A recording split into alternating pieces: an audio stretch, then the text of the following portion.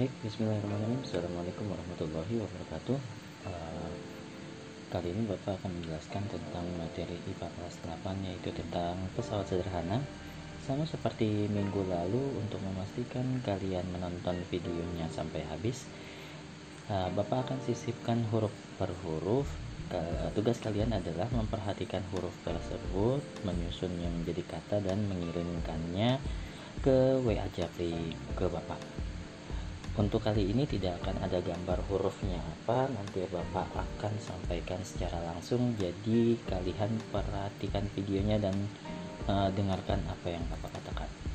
Oke, untuk kali ini Bapak akan membahas tentang pesawat sederhana. Minggu lalu Bapak sudah memberikan kalian tugas untuk membaca pesawat sederhana dan mengerjakan beberapa soalnya. Oke, kita mulai pesawat sederhana dari pengertian. Pengertian pesawat sederhana adalah segala sesuatu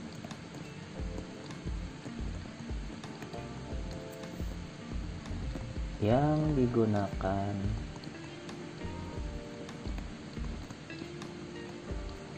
untuk mempermudah pekerjaan manusia.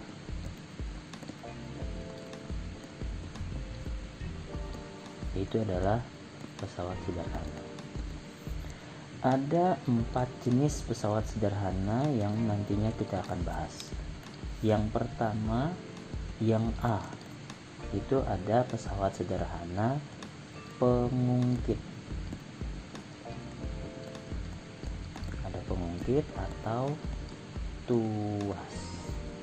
Yang kedua, ada bidang miring.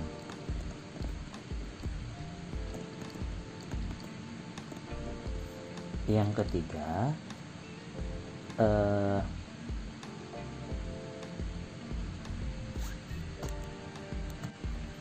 adalah katrol. Yang ketiga katrol. Yang keempat, yang D adalah roda berporos.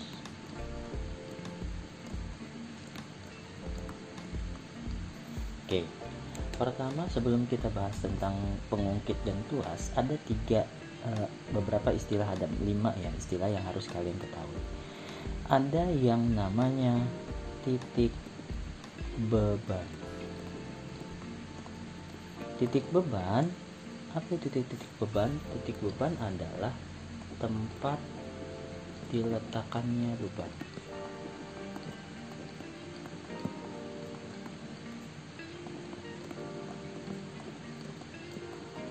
Oke, titik beban lambangnya adalah W.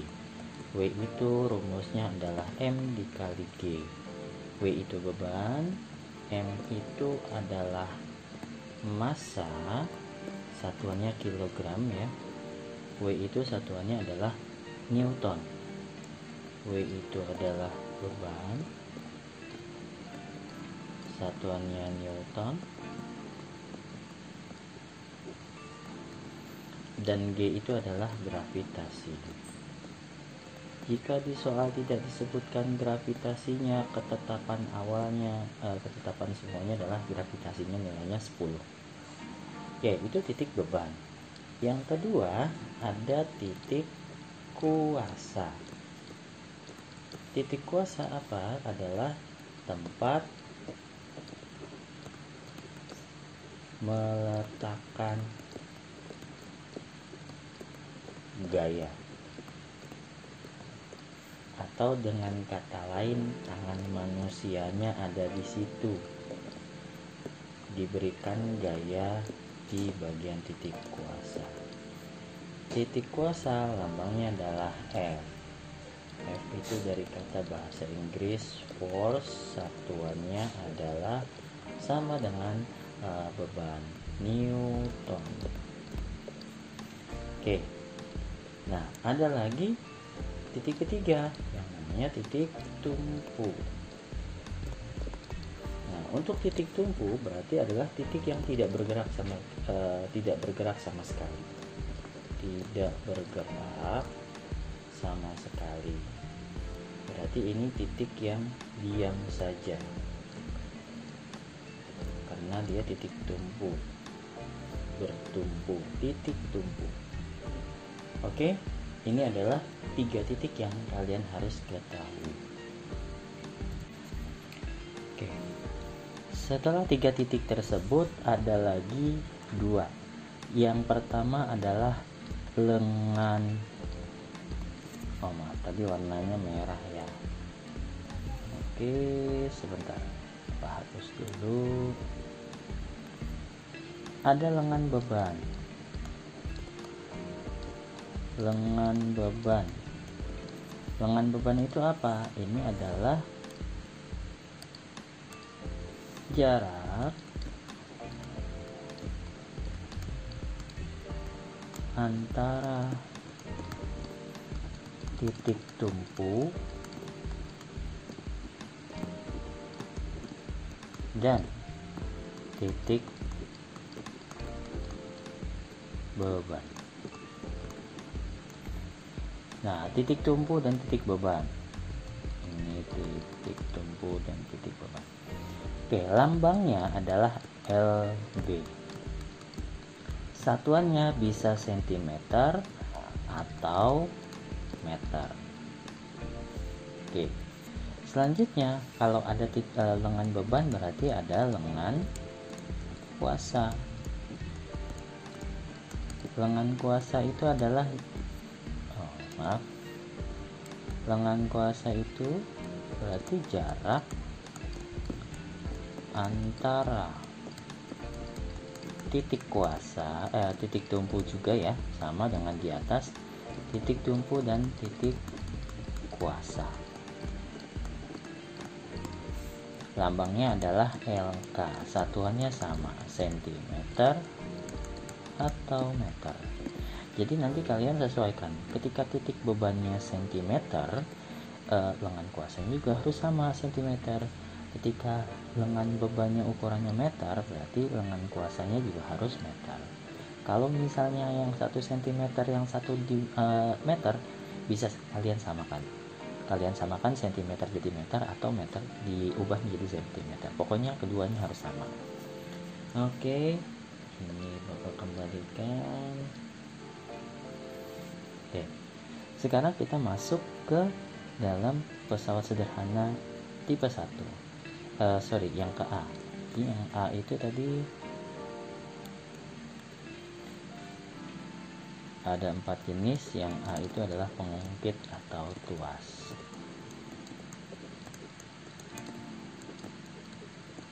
Oke, untuk pesawat sederhana pengungkit atau tuas ini kurang lebih. Oke, ada 3 tipe. Yang pertama namanya tipe 1. Tipe 1 adalah ketika titik tumpu ada di tengah. Titik tumpu ada di tengah. Titik tumpu ada di tengah berarti titik tumpu berada di antara titik beban dan titik kuasa. Itu adalah tipe 1. Contohnya adalah gunting dan jungkat-jungkit.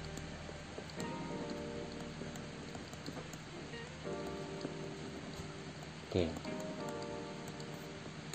Gunting dan jungkat-jungkit.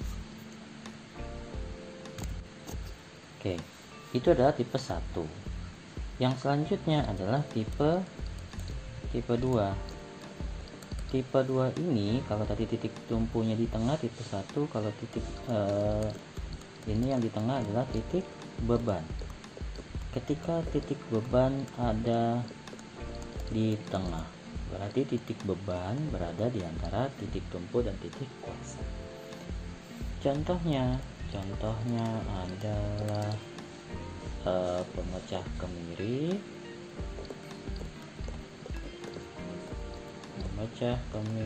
dan pemotong kertas.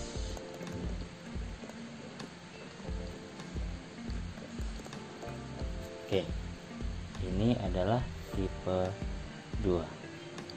Yang terakhir ada tipe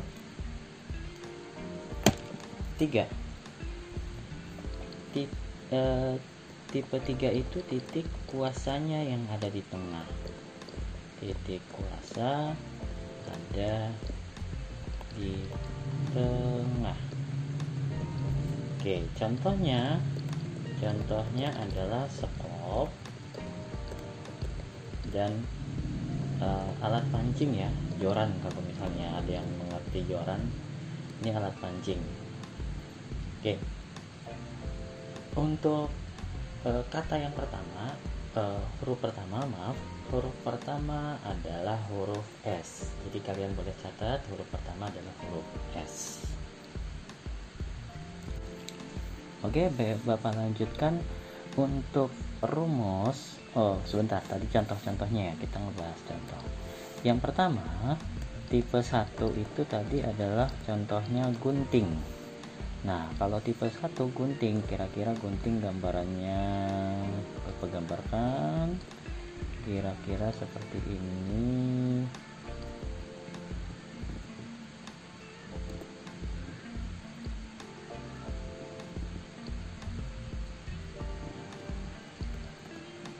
Oke, ini adalah gunting. Nah, gunting itu kan berarti ada beberapa titik. Ini adalah titik tumpu, karena ketika kita menggunakan gunting, bagian ini adalah yang tidak bergerak sama sekali. Nah, kita meletakkan tangan di bagian sini, berarti ini adalah titik kuasa. Dan kita meletakkan beban yang akan kita gunting ada di sini. Nah, ini titik beban, titik tumpu, titik kuasa. Titik tumpunya ada di tengah, berarti termasuk tipe 1. Jungkat-jungkit juga sama. Nah, jungkat-jungkit adalah gambarnya kan seperti ini. Biasanya digunakan untuk mengangkat benda supaya ke atas. Ini adalah titik beban. Ini tempat kita meletakkan gaya atau titik kuasa. Sedangkan bagian tengah-tengah sini adalah bagian yang tidak bergerak sama sekali, berarti dia termasuk titik tumpu. Titik tumpu ada di tengah, berarti termasuk tipe 1. Untuk tipe 2 itu gambarannya pemecah kemiri adalah seperti ini. Kalau mungkin kalian belum pernah melihat, kemiri itu adalah seperti kacang ya.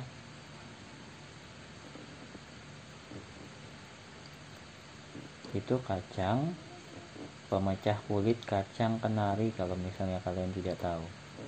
Nah, ini adalah gambaran seperti ini. Ini bagian bergerigi itu tempat meletakkan beban atau kacang kemiri yang akan dipecahkan. Ini yang tidak bergerak sama sekali, berarti ini adalah titik tumpu.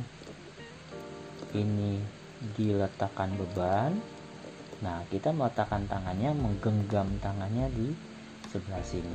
Ini adalah titik kuasa. Menggunakannya hampir sama seperti tang. Oke, itu adalah pemecah kemiri. Satu lagi adalah pemotong kertas. Biasanya pemotong kertas itu yang kalian lihat di tempat fotokopian ya. Kira-kira gambarannya Bapak gambarkan seperti ini.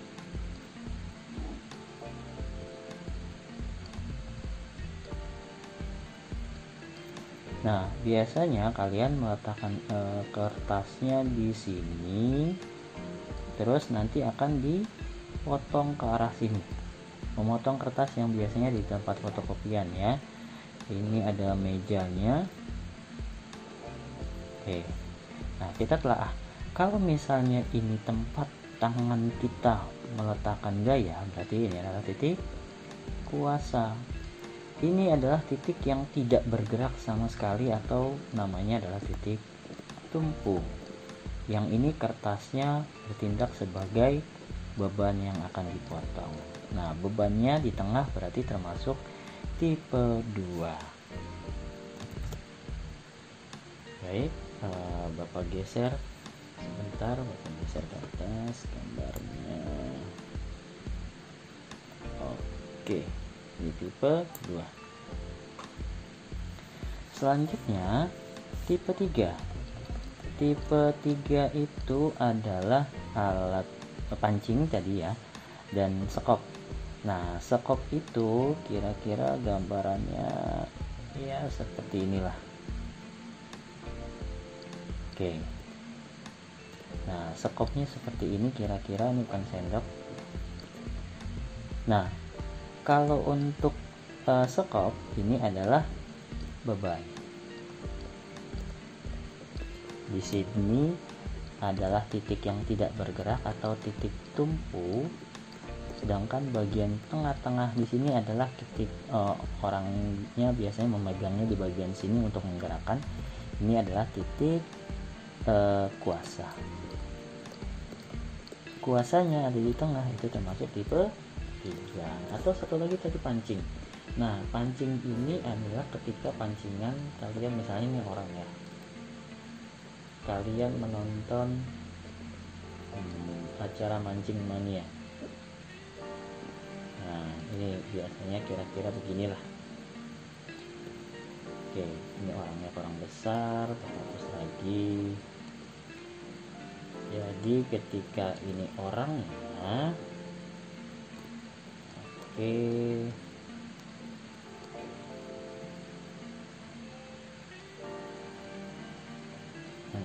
ini tangan orangnya.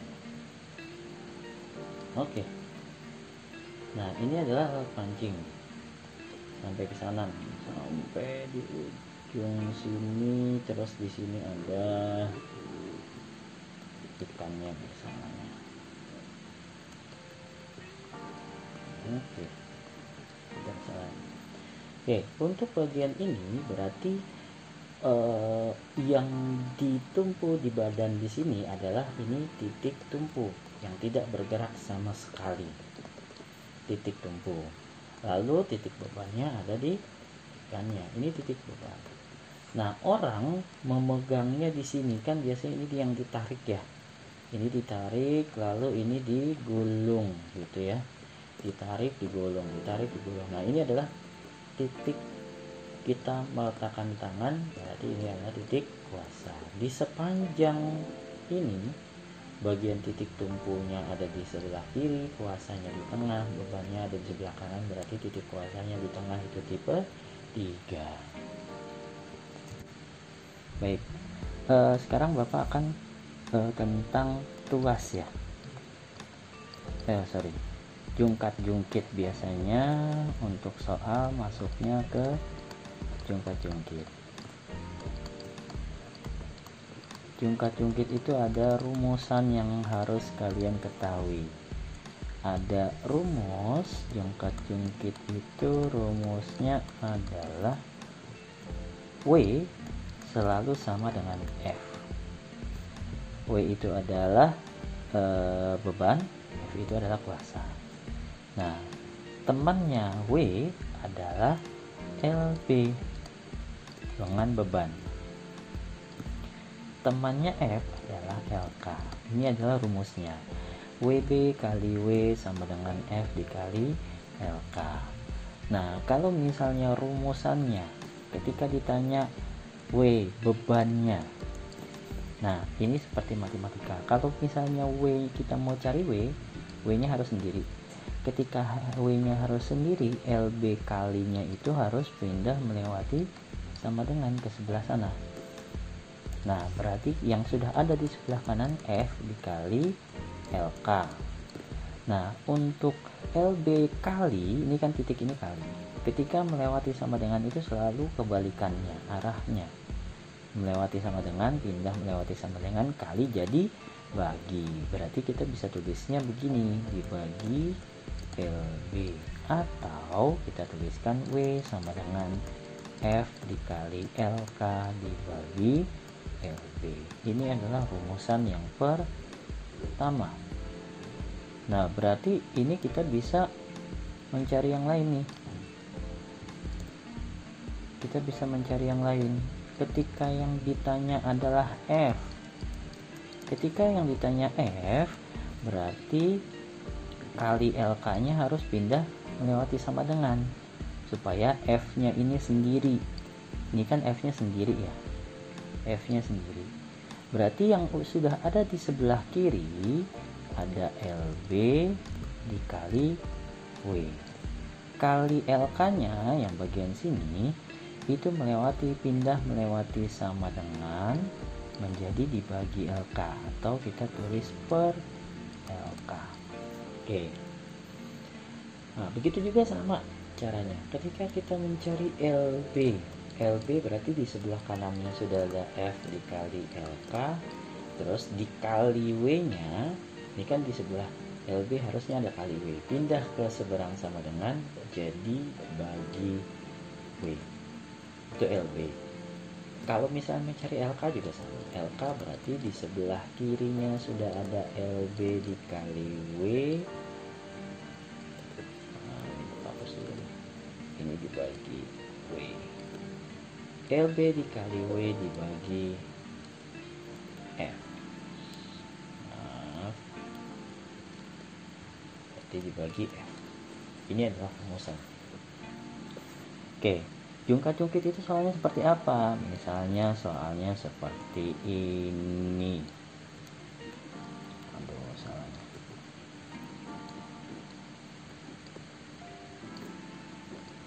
Nah, sebuah beban mau diangkat dengan berat misalnya 500 Newton.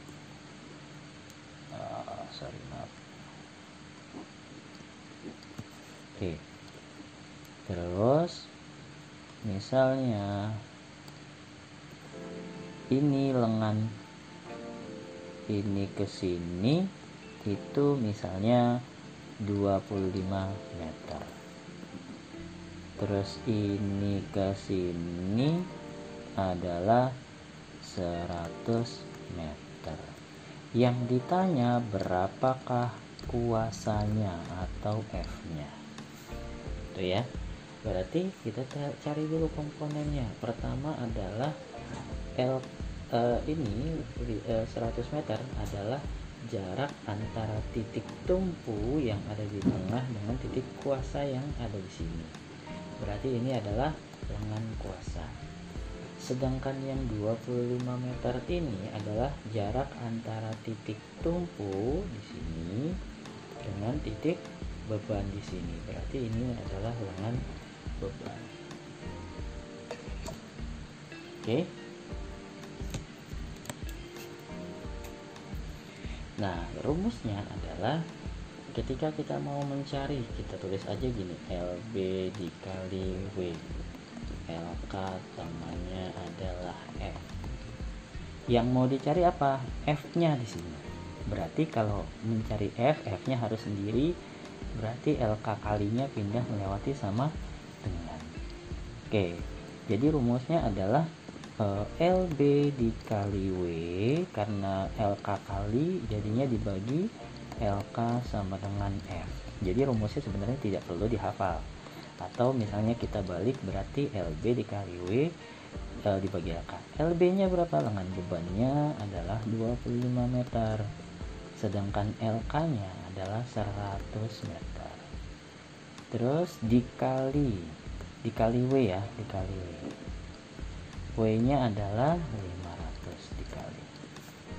Cara perhitungannya sama, berarti 500 dibagi 100 dapatnya adalah 5, berarti sisanya adalah 25 kali 5, hasilnya 125 meter. Oke, itu untuk yang